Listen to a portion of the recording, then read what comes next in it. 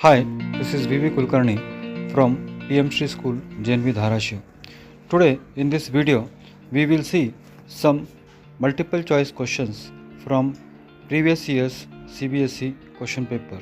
We will take up a seriously sample paper, that is the series. You can see it is displayed here, and the step number as well as question code is in front of you. Let us see what type of questions are asked in this. The objective type question reads like this: the values of k for which the equation 4x square plus kx plus 9 equal to 0 has real and equal roots. See children, if at all this question is asked for 2 marks, you have to write all the details down.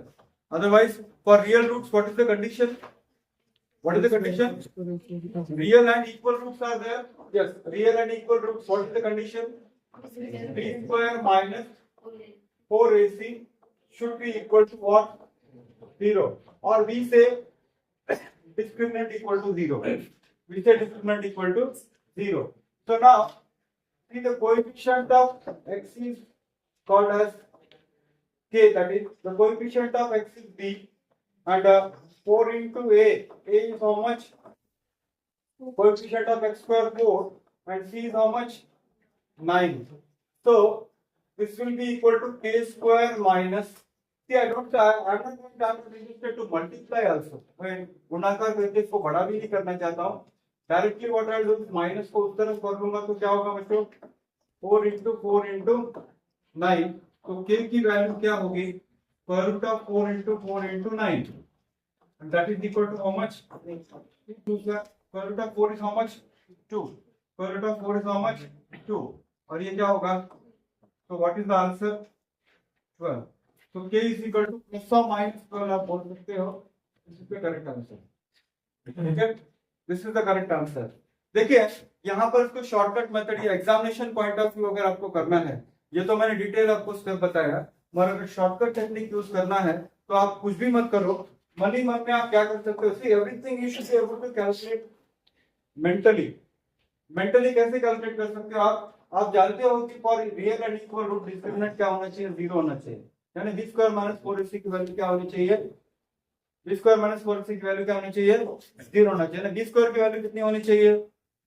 b square की value किसकी कितनी होनी चाहिए? 4ac के बराबर होना चाहिए. तो b की वैल्यू कितनी है? यहाँ पर b की वैल्यू कितनी है? k स्क्वायर बराबर है. और 4ac की बात अगर मैं करूं तो 4 into 4 into 9, 4 into 4 into 9. तो आप अगर कर सकते हो तो देख लीजिए. 4 4 जा 16, 16 9 जा 144, और 194 का स्क्वायर रूट कितना होगा बच्चों? प्लस और माइनस 10. एक ही स्टेप में. या फिर if you ask me I can answer this question in 0 seconds. कैसे है? k square is equal to 144 आता है because b square minus 4ac, 4 into 4 16, 16 into 9 is 144, उसका स्क्वायर रूट आता है प्लस और माइनस 12. हाँ, अगर 2 मार्क के लिए पूछते तो ये सारा डिटेल करना है. और अगर आपको मान लीजिए स्क्वायर रूट फाइंड आउट करने में डिफिकल्टी है तो पूरा इंटू करने की जरूरत नहीं है. अब क्या करो, इसको 4 into 4 into 9 कर लो और इस सारे के इंडिविजुअल स्क्वायर रूट निकालो. Instead of multiplying everything and finding out the square root, we simply find out the square roots of individual number and multiply it. Okay? तो ये आप सिंपल मेथड से इसको कर सकते हैं.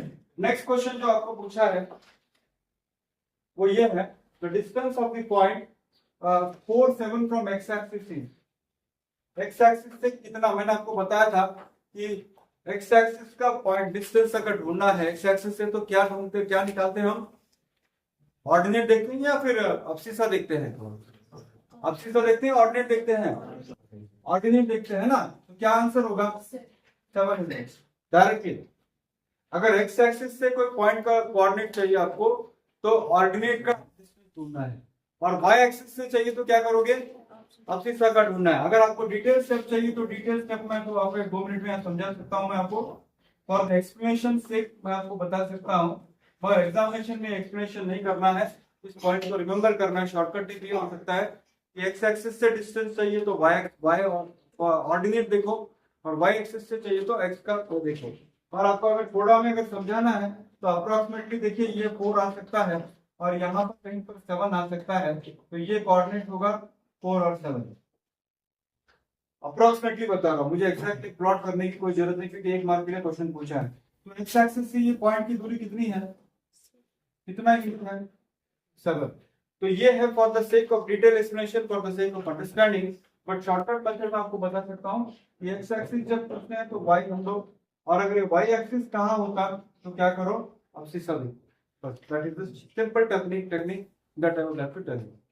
हाँ, अगर डिस्टेंस हमेशा नेगेटिव अगर होता है तो -4 मत कहो। डिस्टेंस -4 हो गया क्या? अगर इसकी जगह पर यहाँ पर -4 दे देंगे तो क्या -4 कहोगे डिस्टेंस या -7 कहोगे डिस्टेंस? डिस्टेंस हमेशा क्या होगा? डिस्टेंस हमेशा क्या होगा? पॉजिटिव ही है। ये टेक्निक आप यहाँ पर आप यूज कर सकते हैं। Family of 2 children, the probability of having at least one girl, at least one girl. देखिए मान लीजिए एक फैमिली है जिसका पहला बच्चा और जिसका दूसरा बच्चा है। पहला बच्चा हम कहेंगे C1, दूसरा बच्चा हम कहेंगे C2, राइट? तो पहला बच्चा बॉय हो सकता है, दूसरा बच्चा बॉय हो सकता है। पहला बच्चा गर्ल हो सकती है, दूसरा गर्ल हो सकती है। पहला बॉय हो सकता है, दूसरा गर्ल हो सकती है, या पहला गर्ल हो सकती है, दूसरा क्या हो सकती है? बॉय हो सकती है, बॉय हो सकता है, सॉरी। ओके, अब आपको पूछा क्या है?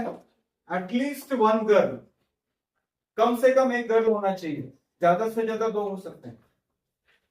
एट द मोस्ट, एटलीस्ट का मतलब कमी कमी। जैसे एग्जाम में मैंने आपको बताया था कि एटलीस्ट आपको एग्जाम में पास होने के लिए 33% मार्क्स चाहिए। सर अगर हम 100 आउट ऑफ 100 लेते हैं तो खुशी की बात है। Anything more than 33 is always good, but less than 33 is not good. So what is the probability of having at least what is it? 2 children, okay, and having at least one girl. तो what is the possibility children here? Total probability कितनी है? 4 है। और कितना होगा? ये हो सकता है, ये भी हो सकता है, ये भी हो सकता है। 2 लड़कियां हो सकती है, एक लड़का एक लड़की हो सकता है, या एक लड़की एक लड़का हो सकता है। So what is the answer? 3 out of 4 times, 3 out of 4 times। या अगर आपको शॉर्टकट मेथड में कहना है तो 2 बच्चे हैं, दोनों बॉयज नहीं चलेगा, बाकी कुछ भी चलेगा, है ना? 2 बॉयज नहीं चलेगा, यानी 2 बॉयज नहीं चलेगा तो क्या हो सकता है? 3 out of 4, right? Fine. So the answer is 3 out of 4 times. Am I clear?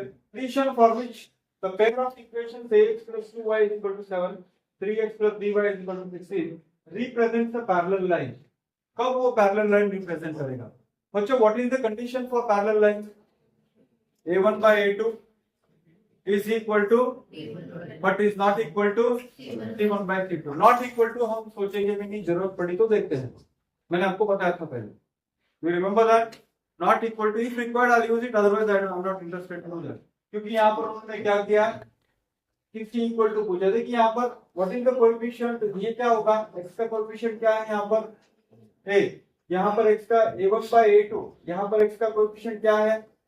3, right? अब नेक्स्ट देखिए आप, यहाँ पर y का कोएफिशिएंट क्या है? 2, और यहाँ पर y का कोएफिशिएंट क्या है? b। तो a1 by a2 is equal to b1 by b2 is not equal to c1 by c2, but I am not interested in that one. तो डायरेक्टली आप क्रॉस मल्टीप्लाई करोगे तो बच्चों क्या होगा? तो ab equal to 6 is the correct answer. a into b is what? ab equal to 6 is the correct answer. That's all. That's all. Next question है the zeros of the polynomial. इसका zeros क्या हो सकता है? यानी if you multiply you should get 12. If you multiply you should get 12. If you add or subtract you should get 11. What is the possibility children? देखिए आप 3x square plus what? 12x minus what? 1x minus 4 equal to 0. सही है ना बच्चों? 12 1 side 12 हो सकता है। What is the common factor here? What is the common factor? So 3x into bracket x plus what? 4 or minus 1 into bracket x plus 4. Okay children? अब देखिए क्योंकि ये क्वेश्चन 1 मार्क के लिए पूछा है, आप इससे ज्यादा आगे जाके उसको सॉल्व करके सिंप्लीफाई करने की जरूरत नहीं है। अगर x plus 4 है कॉमन यहाँ पर, तो x की वैल्यू कितनी आनी चाहिए बच्चों? -4। ओके, तो ये 2 पॉसिबिलिटी तो है। और यहाँ 3x minus 1 होने की वजह से 3x is equal to 1 होगा और x is equal to क्या होगा? 1/3, यानी x is equal to +1/3 आएगा और x is equal to what होगा? -4। कौन सा सही आंसर है? ये वाला आंसर है, +1/3 और -4। cos स्क्वायर थीटा को मैं लिख सकता हूं बच्चों, cos square theta by what? sin square theta. सही है ना बच्चों? cot is equal to what? Cos square by sin square, और minus then this is what? 1 by sin square theta, right? What is the LCM here? LCM क्या है बच्चों? sin square theta है, तो cos square theta minus what? 1. और बहुत सारे बच्चे हमारे क्या कर देते हैं पता है क्या? cos square theta minus 1 is sin square theta लिखते हैं. Is it right children? Is it right? देखिए आप थोड़ा याद रखो, मैंने आपको बोला था कि cos square theta plus sin square theta is equal to what? 1. तो sin square theta is equal to 1 minus cos square theta. और यहाँ पर क्या आ रहा है? cos square theta minus 1 आ रहा है. क्या दोनों सेम है? नहीं. तो यहाँ पर आपको क्या करना पड़ेगा? -1 कॉमन लेना पड़ेगा. और जब -1 कॉमन लोगे तो 1 minus cos square theta by sin square theta आप लिख सकते हो. और बच्चों 1 minus cos square theta क्या होता है? 1 minus cos square theta क्या होता है? और ये sin square theta होगा, sin square theta कैंसिल हो जाएगा. तो आंसर क्या होना चाहिए? -1. और मैं आपको दावे के साथ कह सकता हूं कि 10 में से 9 बच्चे हमारे +1 लिख के आए. क्यों? क्योंकि वो उनको लगता है कि सर cos square theta -1 और sin square theta -1 दोनों क्या है? सेम है. बल्कि it is not equal. It is not equal. Right.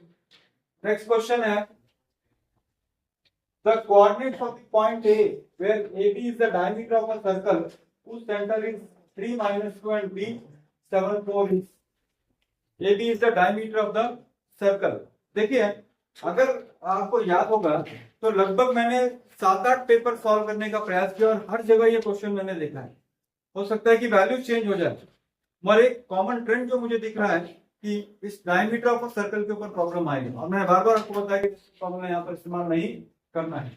और मैंने आपको देखिए थोड़ा सा एक अंदाजा मैं आपको बता दूं कि ए पॉइंट यहाँ पर है, बी पॉइंट आपका यहाँ पर है, और A B diameter of circle है. सेंटर आपको क्या दिया है बच्चों? सेंटर आपको क्या दिया है? Centre is what? 3 - 2. और बी का कोऑर्डिनेट आपको कितना दिया है बच्चों? 7 4. और ए का कोऑर्डिनेट क्या होगा? x1. So you all know that center of a circle always lies at the exactly at the center of the diameter. सही है ना? Center of a circle lies at the center of a diameter. तो mid point formula यहाँ पर आप use कर सकते हो. सारा मिड पॉइंट फॉर्मूला यूज करके टाइम वेस्ट मत करो. पहले x कोऑर्डिनेट चेक करो और फिर बाद में जरूरत पड़ी तो y कोऑर्डिनेट चेक करो. तो x1 + x2 आप क्या कहते हो? मिड पॉइंट फॉर्मूला के लिए आप कौन सा क्या यूज करते हो? सर x1 + x2 by 2 होना चाहिए ना. तो x1 + x2 का मतलब होता है दिस इज x1 + x2, ये होता है 7 by 2 इज इक्वल टू कितना होगा बच्चों? x1 + x2 by 2 is equal to x coordinate. बराबर है ना? बराबर है. तो इसको क्रॉस मल्टीप्लाई कर लोगे तो x + 7 इज इक्वल टू 6 होगा बच्चों.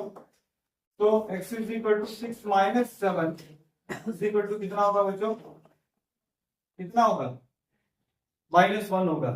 सर y निकालना है क्या? देखते हैं पहले. जरूरत पड़ी तो मैं y निकालता हूं, वरना not necessary at all. x is equal to -1 यहाँ पर भी है और x इज इक्वल टू -1 यहाँ पर भी है. अब मेरे को y निकालने बगैर कोई there is no option for me because there are 2 options. Now one thing I can say these two are not the correct answer. ये दो गलत है 100%. मगर दोनों कोऑर्डिनेट का -1. अगर मान लीजिए ये भी कुछ और होता -1 के अलावा तो मैं कह देता ये correct answer. But since I am getting 2 same answers with the x coordinate as -1, I'll have to go for the next option. तो मुझे y ढूंढना पड़ेगा बच्चों. तो y ढूंढने के लिए फॉर्मूला आप क्या करते हो? You know that y1 + y2. y1 + y2 यानी क्या लोगे बच्चों आप? y1 + y2 यानी आप क्या लोगे? y + 4 divided by 2. y + 4 divided by 2 is equal to what? तो आप क्रॉस मल्टीप्लाई करो तो क्या होगा? y + 4 is equal to how much? -4. और बच्चों ये +4 उधर चला जाएगा तो क्या होगा? y is equal to -4 and that's equal to how much? That's equal to how much? -8. So did you get the correct answer? What is the correct answer? Correct answer क्या है? हाँ, ये वाला correct answer. x is -1 and y is -8. Okay. तो कभी कभी जरूरत पड़ सकती है, नॉट ऑलवेज। कभी कभी ऐसा, कभी कभी क्या हो जाता है कि एक्स कोऑर्डिनेट से आंसर पता चल जाता है, कभी कभी एक्स निकालने के बाद वाई कोऑर्डिनेट से आंसर पता चलता है। और हमने बहुत सारे एग्जांपल वैसे किए हैं जहां पर ओनली एक्स कोऑर्डिनेट से हमको आंसर मिल गया है। तो वो डिपेंड करता है क्वेश्चन के ऊपर। ओके।